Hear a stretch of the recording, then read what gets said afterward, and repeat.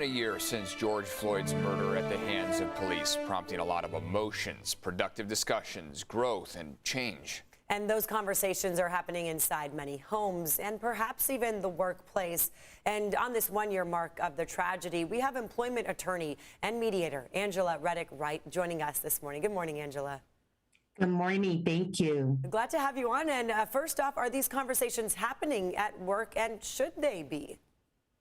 Indeed, they are, and yes, they should be. And first, I'd just like to say my heart goes out to the Floyd family and all of those mourning his death today.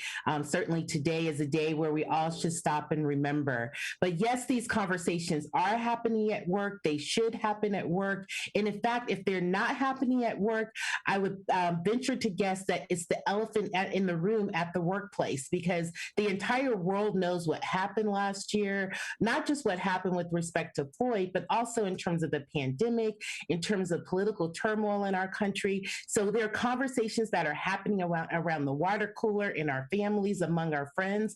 So if employers are not actively engaging in these conversations, then it's definitely a missed opportunity. And let's talk about that. What is your advice then to those employers, those companies, on how they should be handling these discussions with employees? So first, I encourage employers to actively have the conversation and to recognize that this has been an emotional and traumatizing year for many employees. And they should help facilitate the dialogue and not be afraid to have the dialogue by, for example, bringing in facilitators and leaders who specialize in these tough and emotional conversations, who specialize in issues of diversity, equity, and inclusion.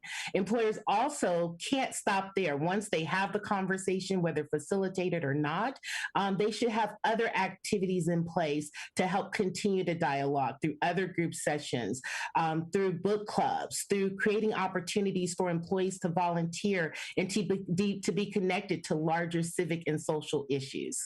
And we know, Angela, obviously this can become so emotional. It's been such an emotional year for so many people, and people may feel comfortable speaking about it with their certain coworkers that they're close with, but you know, in front of a boss, it may be different. Any advice on that?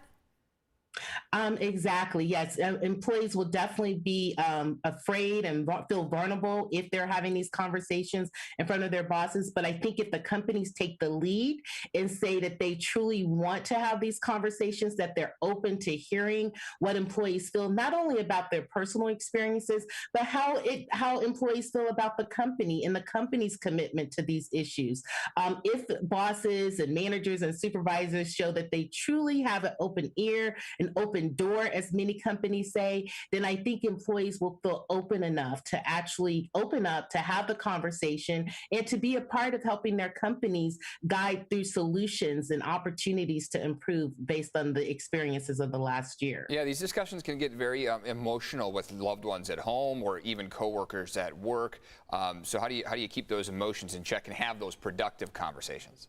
Right. That's why it's important to bring in someone who's an expert in these issues to help facilitate the dialogue, to manage the emotions, to ensure that everyone is being respectful to one another, that everyone has the opportunity to speak.